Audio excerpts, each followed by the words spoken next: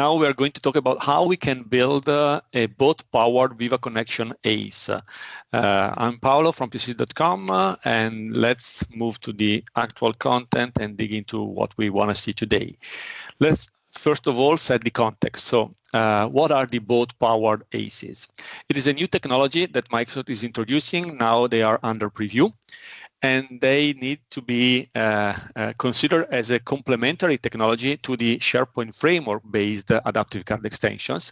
And you should consider them whenever you want to use a server-side rendering approach for creating your adaptive card extensions. Whether you want to use C# or Node.js, those bot-powered ACEs are based on the bot framework SDK, and they allow you to leverage server-side code so that you can, for example, keep your private algorithm on the server side. You can have secret API keys to consume backend APIs without the need to have stuff on the client side, or whenever you want to have some kind of server-side logic rather than client-side rendering of your ACEs. Plus the fact that it might be that you already have some already implemented bot and you want to reuse them and have a better return of your investment. So by using these bot-powered ACEs, you can simply extend those bots that you have already created and simply add the additional functionalities required to support the creation and the rendering of an adaptive card extension, so that you can reuse your knowledge and expertise. So that said, first of all, let me show you how you can create a bot-powered ACE, and then we will briefly come back to the slide deck to see some final thoughts about what we have seen. So first of all, let me show you one bot-powered ACE in action. As you can see, this is the Viva Connection dashboard, and here we have a bunch of adaptive card extensions that I created. One of these is this one, Your Voice Matters, which is a bot-powered one. As you can see from a UI point of view, it looks exactly like any other adaptive card extension that we have in the dashboard, but actually the rendering and the logic behind the scenes of this card that you see right here, through which we can hypothetically collect feedback from users. This one is based on a set of server-side logics based on a bot rather than on client-side code built with SharePoint framework. So just to give you an idea of how this sample works, let me provide a really fake feedback like this is my feedback. Okay, you can have input, you can collect input, you can handle actions by clicking on the submit button. The server-side logic will handle the feedback from the user and provide the feedback to the user and stuff like that. So that's the idea. And of course, you can also expand the card view of the adaptive card extension with a custom quick view. This is a very basic example, and I want to show you how you can build such kind of solution. And then we will briefly see a little bit more advanced example of bot-powered ACE. So first of all, in order to create such kind of ACEs, you need to have a bot. And as such, you need to register a bot in your Azure environment. It will have to be an Azure bot. And here I have the one that I registered for this sample. And as you can see in the configuration, I have a URL configure, which is now relying on ngrok so that I can run locally on my environment the bot backend. I have an application configured in Entra ID, which will be used to manage all of the settings like the API permissions and the authentication, all the other stuff that I need to configure for my bot. I'm not digging into any details of this section because we will have a dedicated demo in one of the upcoming weeks about what you should do on the Entra side and on the bot setting side to support the bot-powered ACEs. But if I go back to my bot registration right here, we can also see that in the channels, we have the Microsoft 365 channel configured for this bot. Now, when you have such a bot, you need to have a server-side application, which, as I said, could be a .NET or a Node.js one. In my sample, I'm using .NET Framework, .NET 6 actually. And here I have the solution that was running in my Viva Connection dashboard. First of all, you need to have a manifest file, which will look like any other Teams manifest file. I hope the font is big enough. And here you can see we have the definition of the manifest file. And specifically, we have a section where we define that we have one bot right here configured in our manifest. This will be the ID of the application ID for the bot that I showed you before in Azure. And we have to provide all the settings for the bot registration from a Teams point of view. As well as we have the dashboard cards section in which we can configure an array of cards, which will be the bot-powered adaptive cards that we are going to configure. Here I have my collect feedback one. Again, I have the ID of my card, and I have the ID of the bot mapping or backing the logic of this card. I also have a default size for the rendering of my card and stuff like that. Now, this manifest file, together with the two icons that we usually have whenever we build a zip package for a Teams application, can be then uploaded into the app catalog of SharePoint Online. So just to be clear here, we can go to the Manage Apps and we can upload the package. And as such, the bot-powered adaptive card extension will become available in the Viva dashboard. But now let's have a look at the actual implementation of this bot. Well, the bot itself is a class in .NET, which inherits from the SharePoint Activity Handler, which is a specialized version of the activity handler that we have in the bot framework. And actually, in order to do that, you need to use the latest releases of the bot framework. Here, for example, I'm using version 4.21.2, which is the latest one at the time of this demo. And here I have, first of all, in the constructor of my bot, I have the logic to build the initial outline of all of my card views and quick views, because even if we are on the server side, we still have the same logic that we used to have on the client side with SharePoint Framework. So we can create card views, we can create quick views, which are more advanced views based on adaptive cards rendering. In this scenario, in my customized SharePoint activity handler, I can handle a bunch of methods that I will show you briefly. One is the on SharePoint task get card view. This one will allow me to render a specific card view. And here, for example, whenever I get a request, I return a card view from a dictionary of card views that I configured in my implementation. While for the on SharePoint task get quick view async method, I will have the capability to return to the dashboard a quick view that I can generate on the fly or still get from a collection of predefined quick views, and so on and so forth. So let me first start from the card views themselves. We saw that we had a card view to collect the feedback with an input type text. Well, here we can create an object of type card view response.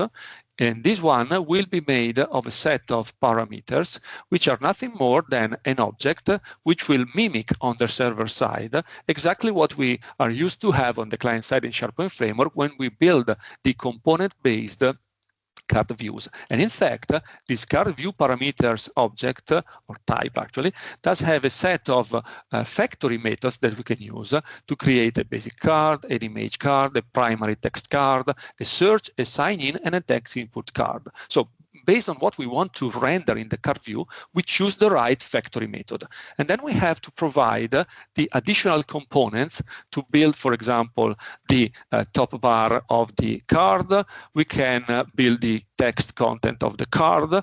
We can build the input section if this is an input text input card, as well as we can configure all of the action buttons that we have in the card. So for example, here, I just defined the submit button, as you can see, which will be a submit action, which will get as an input the date time of the submission and the view that I want to navigate to after submission. I can also set an image for my card, which is the image that you saw on the right side. And we can also say that on card selection, so by clicking on the card itself, I want to render a quick view. which is my custom quick view that we will see later on. And then I simply collect this custom card view into a collection, into a dictionary of card views. Then I also create another one to say that I'm happy with the feedback that I collected. So this is the OK feedback card. And this will be an image card view parameters instead of a text input one. But the logic is still the same. So I build a set of components to build the UI of my card view. And again, I add that card view to the collection, to the dictionary of card views in my bot. Once I'm done with that, I can simply return the very first one. And when the user will click on the submit button to submit the feedback, I can simply rely on the SharePoint task handle action async method, which will be triggered whenever there will be an interaction with the user. So in this scenario, I get the context of the interaction, and I can read from the actual content of the context of this activity, the data of the request, so that I can, for example, read the type of action that has been triggered, the ID of the action that has been triggered, and stuff like that. And I can dig into the properties through a dictionary of this object and read what was provided by the user. So, for example, in my card view, I was able to collect a text field with an ID of feedback value. And here, when I handle the action, I simply read the feedback value, which will be the actual string content of that input type text field. Once I've done that, I can use it, for example, to configure the output of the next card, which will be the one with the green check saying thank you for your feedback, which was the following one. And in fact, that's what I do right here. So I get the card for the OK feedback, and I simply replace the content of the text with the actual feedback provided by the user. And then I say, please render the next card as the response from my handle action async method. Okay, so it is quite easy to understand that we can build card views and quick views using an approach which is server-side based, but which mimics exactly what we used to do on the client side with SharePoint framework. For example, to render the quick view here, I simply rely on a quick view response object instead of a card view response object. I configure a bunch of properties, including the template of the content. And the template will be an adaptive card of version 1.5. And then using the object model of the adaptive card SDK for .NET, I simply build the actual output of my quick view. So I can define a container, a text block, and other text blocks, and so on and so forth. And once I'm ready, I simply add that container to the body of my template, and I render the result in the dashboard as the response of my bot method. Okay? Now, what if we want to do something more, like, for example, having a configurable adaptive card extension? Well, we have two additional methods that we can override. One is the onSharePoint task get property pane configuration, which is the one we can use to provide to the dashboard the property pane on the right side of the screen to configure the adaptive card extension. And then we have the set property pane configuration method, which is the one we can use to save the settings made by the user. Sorry about that. So let's switch. Let me stop this one and let's switch to another sample that I have, where I have the actual property pane in place. And I also have an hypothetical card to render a list of tasks that I simply configured as a pre-configured set of tasks, so that we can see how we can do data binding in the UI of these bot-powered ACEs. So the bot is running. Let me refresh my dashboard. And with exactly the same logic as before, now I have, and it should be reload, and here it is. Okay, we are ready. This is the new adaptive card extension bot power that I was talking about. And here I can browse a list of tasks, and I can go through all of the tasks with this approach. I can see the recap, and I can click on this button to see the quick view with a data bound list inside of an adaptive card rendered inside my quick view. And if I click on Edit, I can also configure this adaptive card with a property pane like this one, which is just for the sake of showing you what is possible, the art of possible. So these are not real settings, but just for the sake of showing you what you can do in the property pane. And as you can see, you can configure text, toggle, you can have drop-down values, you can play with images and stuff like that. So plenty of options. And when you render this kind of property pane, you simply rely on the methods that I was telling you before, the on SharePoint task get property pane configuration async. And in this one, we simply configure through the object model of the bot powered ACEs in the bot framework, we build a property pane configuration response again. And in that one, we configure the property pane pages. And for every page, we have a group of fields. And for every field, we configure the flavor of the field, which can be a text field, can be a toggle field, and so on and so forth. So by using the object model, you can build the UI of the property pane. And once you are done with the property pane definition, it requires quite some code to do what I showed you before.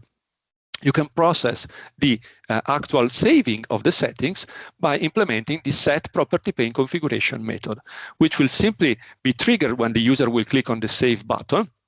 And again, as it was before with the handle method, you will get the data object, which is a J object. And in that one, you can go through all of the settings configured by the user, and you can store them in your own settings or just in the state of the adaptive card component. In this sample, as I told you, I have a list of tasks. And this list of tasks is not only rendered through the card views, but also through a quick view. So if we dig into the constructor of this card, of this ACE, let me scroll a little bit down. Here we have the rendering of a quick view, which is the one we saw before. And in this scenario, rather than using the object model to build the output of the quick view, I decided to use the JSON template. So I have a JSON file which defines the actual structure of my adaptive card, which will be rendered in the quick view. And for example, I have a section where I do data binding across all of the tasks that I have in my bot. How can we do that? Well, I can simply rely on the package that we have by Microsoft, which is called adaptivecard.templating. And through that one, I can, first of all, read the actual JSON of my template. And then, in order to do the data binding, I simply create an adaptive card template based on that JSON, and I do the expand, providing the data source object that I want to use to do the data binding. And once I've done that, I can get back as the result the adaptive card, which I can add to the content, to the actual template of my quick view response. And as such, rather than using the object model, I can use a JSON template and data binding to dynamically render my quick view in the output of the adaptive card extension. Now, let me briefly go back to the presentation and let me share with you some final thoughts about what we have just seen. First of all, this is just for your convenience. These are the steps you need to follow to create a bot-powered ACE, but you will find them also on the documentation as soon as it will be available. But what is really important to focus on are some things that are really good to know. First of all, you can build multi-tenant bot power ACEs. So if you are an ISV, you can reuse the same bot across multiple customers. Keep into account that there is no pull technology. So you cannot push changes to the dashboard, even if you are server side. The only scenario is when the user will interact with you, and so it will be a pull scenario and not a push scenario. From an authorization and an authentication point of view, you will have to build a more complex scenario, configuring additional steps in the bot settings, and we will have a dedicated demo in the future about this topic.